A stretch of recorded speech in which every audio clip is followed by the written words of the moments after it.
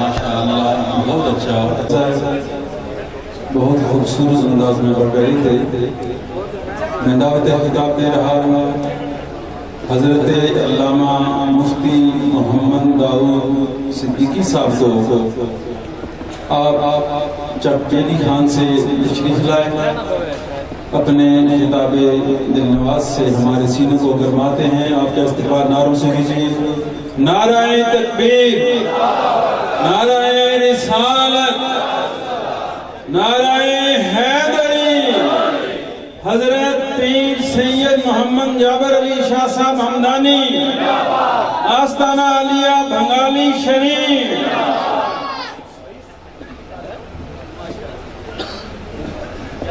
الرحمن الرحیم، الحمدللہ نحمدہ ونصلی ونسلم علی رسولہ الکریم وعلی آلہ واصحابہ واہل بیتہ اجمعین، اما بعد فاعوذ باللہ من الشیطان الرجیم، بسم اللہ الرحمن الرحیم۔ سأل سائل بعذاب واقع للکافرین، صدق اللہ مولانا العظیم۔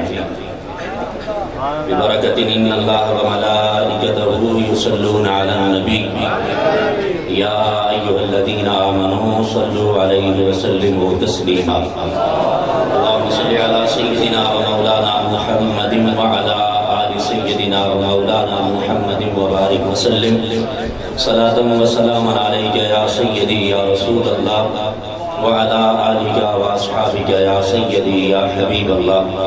الصلاة والسلام علیک یا سیدی یا عالم ما کان وما یکون وعلی آلک واصحابک یا سیدی یا نور الافئدہ والعیون۔ اللہ تبارک و تعالی جل جلالہ ومن والہ وعظم شانہ وتم برہانہ کی حمد و ثنا حضور نبی رحمت، قائد المرسلین، خاتم النبیین، احمد مصطفیٰ جناب حضرت محمد مصطفیٰ صلی اللہ علیہ وسلم کے حضور ناز میں اپنی محبتوں اور عقیدتوں کا خراج پیش کرنے کے بعد مخدوم محترم فخر السادات،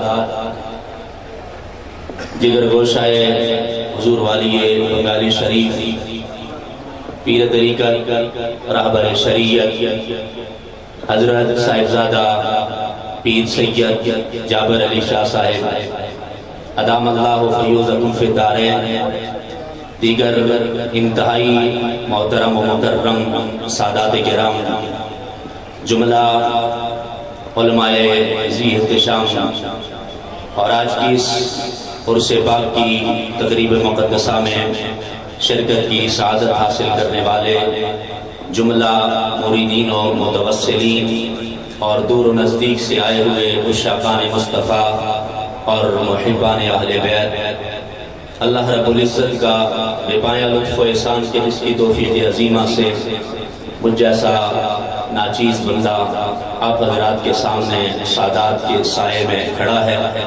ہر سال میں یہاں حاضر ہوتا ہوں اور کچھ باتیں جن کے گھر میں آتا ہوں ان کے گھر کے حوالہ سے ہی بیان کرتا ہوں۔ تقریریں کرنے کی بڑی جگہ ہوتی ہیں اور وہاں تقریر ان کی دعا سے ہم کیا بھی کرتے ہیں، لیکن جب ہم سادات کے گھر میں جاتے ہیں تو وہاں بات سادات کی ہی کیا کرتے ہیں۔ انشاءاللہ تعالی یہ محفل اسی طرح سے جاری اور ساری رہے گی۔ مجھے جو حکم ملا میں بالکل اس ٹائم کا پابند ہوں اور اسی وقت کے اندر اپنی گفتگو کو اختتام کی طرف لے جاؤں گا۔ صرف اتنی بات میں آپ حضرات سے عرض کروں کہ کائنات کے اندر جتنی بھی مخلوقات موجود ہے اور ان میں سے پھر انسانوں کو لے لیجئے، اور انسانوں میں سے وہ لوگ کہ جو میرے اور تمہارے نبی کا کلمہ پڑھ کر اپنے آپ کو مسلمان کہلاتے ہیں، وہ کسی بھی فرقے سے تعلق رکھتے ہوں، وہ کسی بھی جماعت سے تعلق رکھتے ہوں، جب وہ اپنی حقانیت کو منوانے کی بات کرتے ہیں، جب وہ اپنے آپ کو حق پر ہونا ثابت کرنے کی بات کرتے ہیں، تو سب سے پہلے اللہ کے قرآن سے دلیل لیتے ہیں۔ میں بڑے اختصار سے عرض کرنے لگا ہوں کہ جب انہیں اپنی حقانیت منوانا مقصود ہوتا ہے تو پھر اللہ کے قرآن سے دلیل لی جاتی ہے، اور اللہ کے قرآن کی پوری کتاب نہیں، 30 سپارے میں سے ایک سپارہ نہیں، ایک رکوع نہیں، اگر کسی فرقے کے حق کے اندر اگر ایک آیت بھی قرآن اس کے مطابق بیان کر رہا ہو جو ان کے نظریات ہیں، تو پھر کائنات میں کوئی اس فرقے کا مقابلہ نہیں کر سکتا ہے، پھر کائنات میں کوئی اس فرقے کے سامنے سر اٹھا کے بات نہیں کر سکتا ہے، کیونکہ اس کی حقانیت پہ قرآن بول رہا ہے۔ بنگالی کی سرزمین پر کاسائے گدائی لے کر آنے والوں، آؤ میں تمہیں بتاتا ہوں، اگر کسی کے حق کے اندر قرآن کی ایک آیت بولے تو اس کا کوئی مقابلہ نہیں کر سکتا ہے۔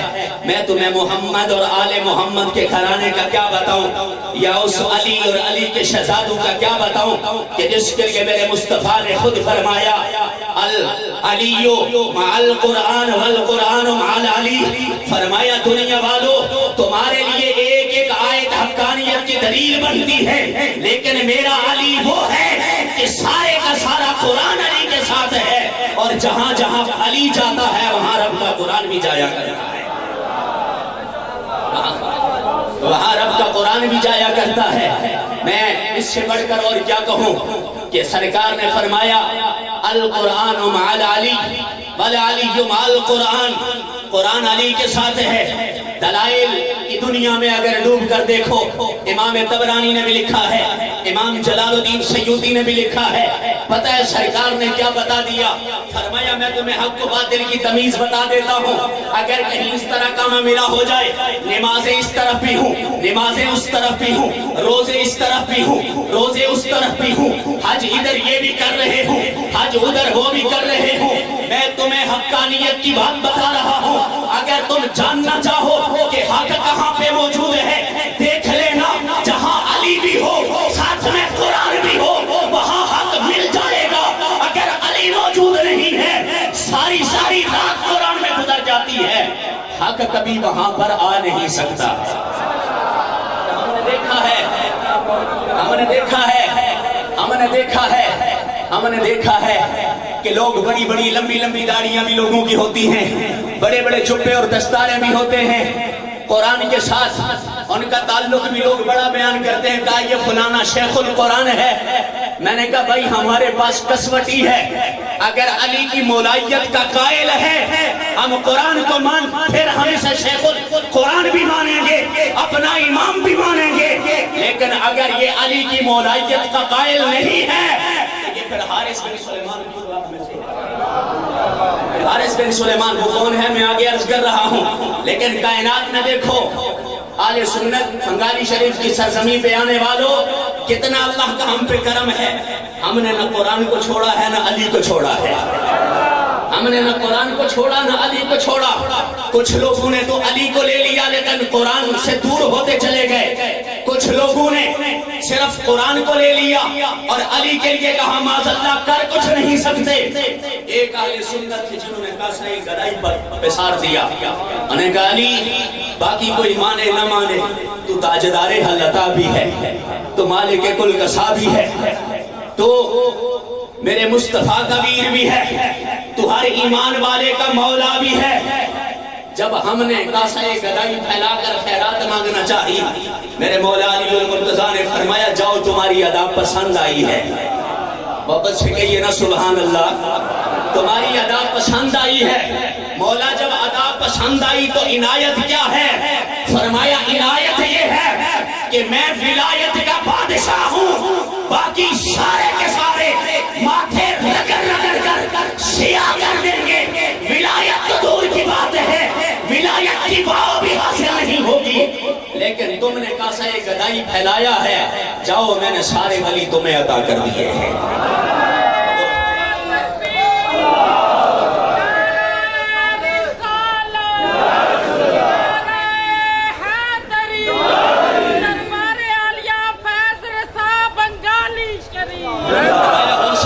تمہارے ہیں غوث جلی بھی تمہارے ہیں، ہند الولی بھی تمہارے ہیں، داتا علی بھی تمہارے ہیں، مہر علی بھی تمہارے ہیں، اور इमाम अली भी तुम्हारे हैं, इसलिए कि अली तुम्हारे हैं। और फिर मैं आपको बताऊं, अल अली माल कुरान वल कुरान माल अली, इसका ताल्लुक क्या है? मैं बड़ा सोचता रहा, मौला ये क्या मामला है? कुरान अली के साथ है और अली कुरान के साथ है। हजरत अली और मुर्तजा का एक फरमान मेरी नजर से गुजरा। सरकार मौला पाक फरमाते हैं, फरमाया सारी कुतुब समावी, जितनी भी आसमानी किताबें हैं, उन सब का खुलासा अल्लाह के कुरान में मौजूद है। उन सब का खुलासा अल्लाह के कुरान में मौजूद है। और फरमाया सारे कुरान का खुलासा सूरह फातिहा में मौजूद है। सारे कुरान का खुलासा सूरह फातिहा में मौजूद है। और फरमाया सूरह फातिहा का खुलासा बिस्मिल्लाह में मौजूद है। बिस्मिल्लाह में मौजूद है। सादात की तवज्जो के साथ मैं बस हाजिरी पेश करना चाह रहा हूँ। फरमाया सारी कुतुब समावी, उनको समेट कर देखो, उनका खुलासा हासिल करना चाहते हो, वो तुम्हें कुरान में नजर आएगा। 30 सिपारों के कुरान को अगर समेट लो, वो तुम्हें सूरह फातिहा में नजर आएगा। सूरह फातिहा को अगर समेटोगे तो फरमाया बिस्मिल्लाह में नजर आएगा। और अगर बिस्मिल्लाह को समेटोगे तो बा के नुक्ते में नजर आएगा। ताजदारे हलका, वो बा का नुक्ता कौन है? फरमाया दर बदर ना बच तो मारे जाओगे। वो बा का नुक्ता कोई और नहीं, मौला अली मुर्तजा है। वो बा का नुक्ता कोई और नहीं, मौला अली है। अनन नुक्ततुल लती तहतल बा, फरमाया मैं वो नुक्ता हूँ जो बा के नीचे है। आप सब हज़रात की तवज्जो के साथ बस मैं सिर्फ आखिरी बातें अर्ज करके बस ये मेरे लिए काफी है। जो सादात की खैरात मुझे मिल गई, ये मेरे लिए काफी है। मैं हज़रत अली मुर्तज़ा फरमाते अना नुक्ततुल लती तहत बिल बा, फरमाया मैं वो नुक्ता हूँ जो बा के नीचे है। एक बात जो मुझे समझ आई है, उसको मैं अपनी हकीर सी हाजिरी समझकर आप लोगों की नजर कर रहा हूँ। अली मुर्तज़ा बताना क्या चाहते हैं? बताना ये चाहते, दुनिया वालों अगर कुरान को समेट लो तो अली समझ आता है। अगर कुरान को समेट लो तो अली समझ आता है। और अगर अली को फैला दो तो कुरान समझ आता है। अगर अली को फैला दो तो कुरान समझ आता। लोग कहते हैं हमने बड़ी नमाजें पढ़ी हैं, हमने बड़े रोजे रखे हैं, बड़े हज किए हैं। मैंने कहा हमारे पास कसवटी ये नहीं है। सरकार के पास एक आया था, एक सरकार के पास आया था जो आया मुबारक मैंने पढ़ी, मैं उस तरफ जा रहा हूँ। साल साइलुन फी अज़ाबिन वाक़िअन लिल काफ़िरीन, अल्लाह का कुरान कहता है उन्होंने वो अजाब मांग लिया जो हमने काफिरों के लिए तैयार किया था। अब वो था कौन जिसने वो अजाब मांगा? एक बंदा आया, हारिस बिन सलमान नाम था उसका, और आकर कहने लगा, सवारी से उतर के आया ज़हरा के बाबा की चौखट पर और कहने लगा, मोहम्मद सल्लल्लाहु अलैहि वसल्लम आपने हमें नमाज का हुक्म दिया, हम नमाज पढ़ते हैं। आपने हमें हज का कहा, हम हज करते हैं। आपने ज़कात का कहा, हम करते हैं। ज़कात हम अदा करते हैं। जो जो अरकान आपने बयान किया हम सारे करते हैं। अब ये सारी इबादत के साथ साथ ये जो अली की फजीलत आप बयान कर रहे हैं, तवज्जो है आपकी, ये जो अली की फजीलत आप बयान कर रहे हैं, क्या ये फजीलत भी अल्लाह ने अर्शों से नाज़िल फरमाई है?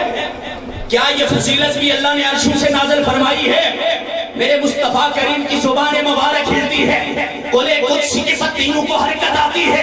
सरकार ने फरमाया, सुन, जिस रब ने नमाज का हुक्म दिया, जिसने हज का हुक्म दिया, जिसने ज़कात का हुक्म दिया, जिसने सोमे रमजान का हुक्म दिया, उसी रब का ये ऐलान है, मोहम्मद हमने तेरे वीर अली को सबसे ज्यादा फजीलत अता फरमाई है।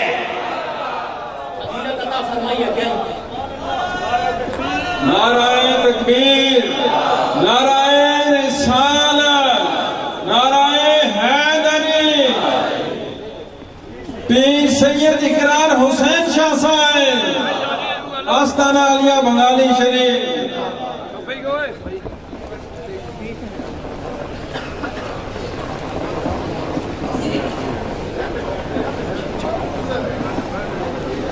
रहा था, हाजिर हुआ, कहने लगा हम नमाज भी पढ़ते हैं, हम रोजे भी रखते हैं, हज भी करते हैं, ज़कात भी देते हैं।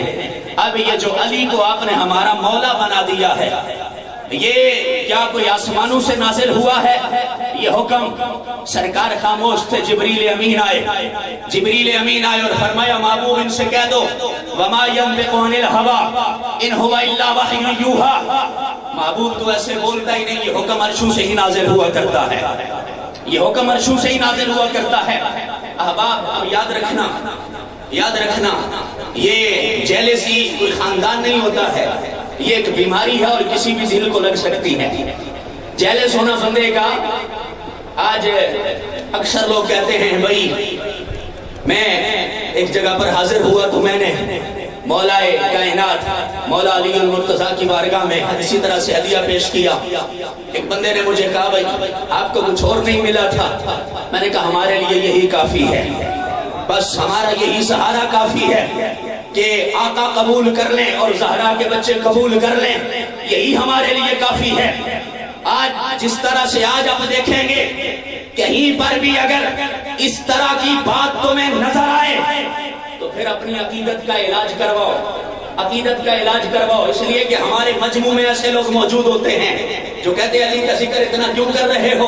میں نے کہا یہ اپنی عقیدت کا علاج کروا، اس لیے کہ تیرے جو جد امجد تھا اس نے پہلے سوال کیا تھا کہ یہ عرشوں سے نازل ہوا ہے سارا کچھ، سرکار نے فرمایا ہاں، اب جو توجہ کی بات ہے وہ یہ ہے، وہ وہاں سے نکلا اور جا کے اپنے اونٹ کے پاس کھڑا ہو کر آسمان کی طرف نگاہ اٹھا کر کہتا ہے مالک تو نے کہا نماز پڑھو پڑھتے ہیں، کہا روزے رکھو رکھتے ہیں، حج کہا کرو کرتے ہیں، زکات دو دیتے ہیں، علی کو مولا میں نہیں مانتا ہوں، نعوذ باللہ، علی کو مولا میں نہیں مانتا ہوں، اگر یہ حکم تیرا ہے تو پھر مجھ پہ پتھروں کی بارش نازل کر دے، تیرا حکم ہے پتھر، میں ذمہ دار آدمی ہوں، حوالے کا ذمہ دار میں ہوں، میں کوئی انگلینڈ سے آیا نہیں ہوں، وہاں اونٹ کے پاس کھڑا تھا، معتبر کتب تاریخ میں موجود ہے، جب علی کی ولایت کا انکار کیا کہا پتھر برسا دے، اللہ نے آسمان سے پتھر پھینکا جو سر پہ لگا نیچے سے نکل گیا، وہیں پہ خاک ہو کے زمین پہ گر گیا، خاک ہو کے زمین پہ گر گیا۔ لوگ کہتے علی کر کیا سکتے ہیں؟ میں نے کہا ابا والا دعویٰ تو بھی کر کے دکھا دے نا، ابا والا دعویٰ کر کے دکھا دے، پھر پتہ چلے گا علی کرتا کیا ہے۔ صرف دعویٰ کوئی نہیں کر سکتا، یہ اندرون خانہ ان کو بھی معلوم ہے کہ اگر علی بیچ میں نہ ہو تو پھر مصطفیٰ بھی نہیں ملتے ہیں، اور جسے مصطفیٰ نہ ملے اسے خدا بھی نہیں ملتا ہے۔ آج لوگ بغض علی کے اندر کہتے ہیں ہم ولایت، میں نے کہا ولایت خیرات ہے مولا علی المرتضیٰ کے دروازے کی، اور صرف امت مصطفیٰ کے لیے نہیں بلکہ نقشبندیوں کے امام حضرت مجدد الفسانی، اس لیے کہ میں نقشبندی ہوں، اور یہ ذہن سے نکال دیجئے گا کہ نقشبندی مولا علی المرتضیٰ کا ذکر نہیں کرتے، میں کہتا ہوں نقشبندی کیسا ہے، کیسا وہ نقشبندی ہے کہ جو علی المرتضیٰ کا ذکر نہ کرے۔ حضرت مجدد پاک مجدد الفسانی آپ فرماتے لوگوں تم تو یہ سمجھتے ہو نا کہ علی صرف منقسم ولایت فی الامت مصطفیٰ ہے، فرمایا نہیں، اللہ نے علی کی روح کو بھی یہ شان عطا فرمائی تھی کہ وہ عالم ارواح میں جس طرح سے میرے اور تمہارے نبی انبیاء کی روحوں کی تربیت کیا کرتے تھے، ایسے ہی میرا علی وہاں پر سارے ولیوں کی روحوں کی تربیت کیا کرتا تھا۔ اب پھر پہلے اور بعد کا چکر کیا، پھر پہلے اور بعد کا چکر کیا، مجھے بتاؤ نا یار، پہلے اور بعد کا چکر کیا؟ علی تو اس وقت بھی جب ماں کے پیٹ میں تھا، علامہ ابن حجر اسقلانی سے پوچھ لے، وہ کہتے والدہ اگر کہیں جا رہی ہوتی تو حضرت علی المرتضیٰ اگر وہاں جانا پسند نہ فرماتے تو آپ پیٹ کے اندر حرکت کرنا شروع کر دیتے تھے، اپنی ماں کو بھی وہاں نہیں جانے دیا کرتے تھے۔ کون سا ایسا بچہ ہوگا؟